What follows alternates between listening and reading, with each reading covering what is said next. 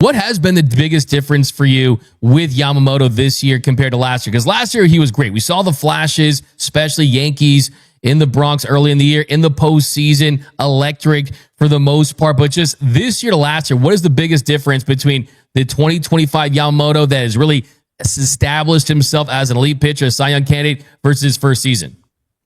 His confidence is a sense of belonging. It's a sense of carrying over from last season what he did in October, because to me, I mean, October baseball plays such a weight in a player's mind and his development. It could be a rookie. It could be an established guy that has not been to the playoffs ever and has a good October. And to me, that's pretty much a carry-out. And also, you know, we sometimes find excuses to make about Japanese pitchers. The tackiness of the baseball is not here in the big leagues. The mound slope is a little bit different. Even the mound consistency and the way it's built is different. But all those things are gone. He is now used to what he needs to do in the big leagues. He knows hitters very well, but nonetheless, this guy could pitch, Doug, in any league, any level, because his control is so good. His command is so good, great mound presence, and also keep an eye on his timing and how he offsets a lot of hitters by the way he uses a clock. That's another issue, too, that he's understanding about. Without a delivery that's so common for guys, he does not lift that leg up. He has no big leg kick, does not push off. He is up and running and firing away. But, man, I'm telling you, and I told this to Yamamoto the other day, I say, hey, Yoshi, you'd be a great dart player. You can throw darts to a wall and just pinpoint with your fastball the way you do. And he kind of got a laugh. He's kind of laughing about that. But it's confidence, it's execution, and the fact that, this guy does not train with weights. He's got a javelin. He's got his weighted balls, and it's all about inner strength from him. And, my God, he believes in himself. He can go out there and put anybody away with this stuff.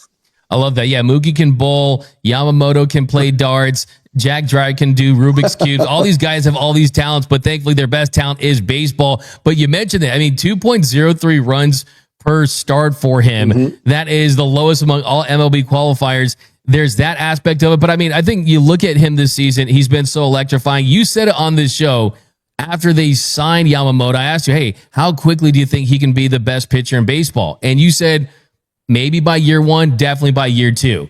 And a lot of people are like, wow, really? I mean, those are high expectations. But now, clearly, we know that you know ball, and clearly that is happening right now. Now, another Japanese pitcher goes tonight. That's Roki Sasaki. And It's been really fun to just watch the development of him. I mean, he's getting his big league debuts in the show, not at the AAA level, right? I mean, just being thrust into action as a rookie cannot be easy. He's had his ups and downs. What I like about Roki Sasaki is you're starting to see 5 innings per start. How important do you think that is to him to, hey, forget the results, forget how many strikeouts, how many swing and misses, just to go out there and give this team 5-6 innings and just be a contributor like that? How big do you think that is for Roki in his development?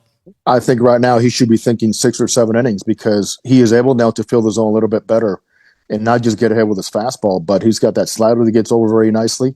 Obviously, we know he's got the tumbling or non-tumbling splitter that looks like a forkball sometimes, it looks like a knuckleball sometimes, and also the confidence level. I think earlier, we saw him throw 101, 100, the first batter he faced in the big leagues, over in Tokyo. Since then, you can see that he kind of backed up a little bit more in the velocity because he was a little wild. But there's times when his fastball has so much run to this arm side against righties, especially, that he is now able to at least go out there and say, I'm going to start it in the outer half so it runs back in either to the inside part for a strike or to the middle to get ahead. Slaughter, he flips it out there and surprises a lot of guys, and you have to respect the velocity, and that's one thing. He does have it. It's in his back pocket, but I think I like that he's not forcing the issue as much with the strikeouts. If you get caught up in that, there's going to be way too many deep counts, and before you know it, you're done by the 4th inning or the 5th inning. So I would like to see him go out there and find more 0-1s, because no matter what, Doug, pitchers have a reputation. He brought it from Japan.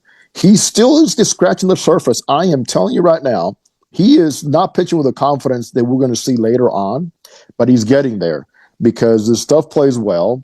The velocity is going to get better. I guarantee you that. The consistency in the strikes is going to get better because the stuff plays so well. But he can't pitch to the names in the back of the uniforms. He's got to pitch with his own strength and forget sometimes about scouting reports and see what works for you. But my goodness, you talk about a baby. I mean, 23 years old, just getting his feet wet. And yes, he brought the credentials of perfect games and the strikeouts from Japan, but this is very different. He's way different, not as polished as Yamamoto, as I mentioned back in spring training. Nonetheless, he wants it really badly. He knows he's surrounded by great resources. He's applying that very well, but I think it's sometimes just forget the scouting, trust your stuff, and sometimes just let it go. Throw 100. So what? Let's see what happens. And then before you know it, you will become the strikeout pitcher. But for now, for me, more important, the way this bullpen has been utilized, he needs to give the Dodgers some innings by being more economical early in those innings. Yeah, and you look at him going out there, you mentioned the fastball. I think that was kind of the one thing people were hoping to see. Oh, we want to see 100-mile-per-hour heaters and 102 on the gun, and kind of just wanting to see that early on. And like you mentioned, we did see that in Tokyo at his first strikeout, just upper 90s, triple digits. And he's averaging 96.1 miles per hour on the heater, which most pitchers would love to have that level of velocity. But what do you make of that? Is it, hey, I could take the Ferrari, but I'm taking the Porsche type thing? Or it's like, is it kind of like I'm just doing that to have more command and stay in the zone? Do you think he can go in there and get triple digits if he wanted to? I think he can. Sometimes don't forget about the McLaren either. I saw the McLaren lid. That's a fresh hat, Jose. He's got it out there. I mean, by the way, the P1. Zach Brown, big fan of the Dodgers, Mr. McLaren himself. I like it. But you know what, for Sasaki, I also think that Austin Barnes and Will Smith are kind of finding a way to balance things out. But I do believe that Mark Pryor, Conor McGinnis have implemented enough things in his mind to know that there's a little bit more out there. But let's get you established on a couple of things. Number one, remember, one of the things he mentioned earlier in his outings when he was is my bottom half. I need to have my bottom half. This guy, I think I sent you the picture. This guy can get as low as anybody to push off. And his body looks like 6'6". He's not 6'6", but the way his legs are composed and the way that he's built, his push-up is so important for consistency in the arm release, in velocity, and staying behind the ball. But I'm glad he recognizes that it's not just about the arm and release and extension, which is very good, the extension is, but about his bottom half. Needs to be consistent, repeat it, feel the zone. But you know what? Go out there and find that Lamborghini sometimes or wherever it is, because I know it's there. The McLaren, I love that, man. What color? What color are we rocking with? Got to go bright, man. I got to go bright with the orange. The orange McLaren, that's flashy, right, Jose. That's flashy. Wait a minute. No, I can't say that. Because it's Giants orange. I'm about to say, let's go with the bright blue. Go with the bright blue. That works for us. That works for us. Even it could be a red, like the numbers on the jersey too. But just kind of one more question on Sasaki. I mean, he throws the slider 17.4% of the time. We saw him a couple starts ago having success with that pitch to kind of keep hitters on balance. But what do you think is the very next step in his development and kind of the next box you want to see him check off to take that next step in his rookie season?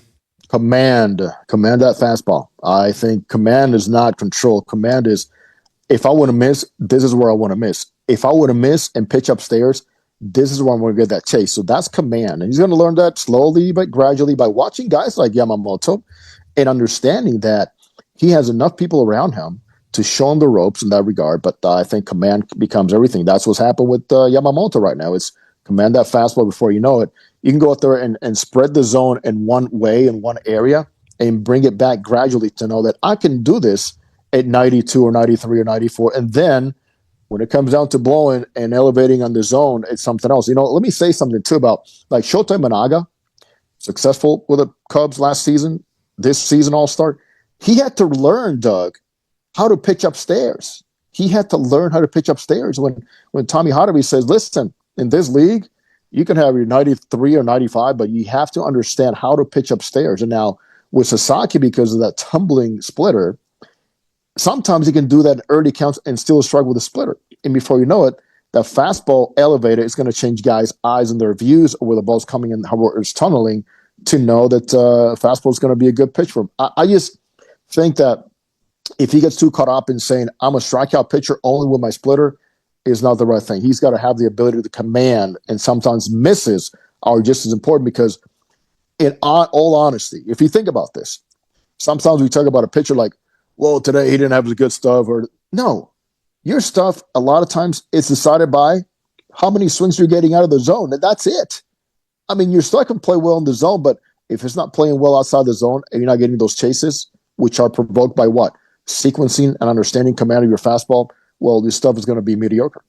Yeah, that's why, I mean, if you want to be the man, you have to have the command, right? I think if you just get a little improvement in the command, the splitter that's so special, I mean, sub 500 RPM splitter that kind of works like a knuckleball, the one you're pointing out to me when he threw it to Ozuna and Ozuna was looking at it, he was kind of looking like, what the heck was that? I never seen anything like that. So I still feel like the flashes are there. I think he's special. You mentioned just kind of the emotion of it. I love the fact that, hey, after he didn't have his best start, he did look like he was showing some emotion because he cares and he wants to be great. He wants to be the best pitcher in the world. And I still think that that's in the cards and the potential still here with that.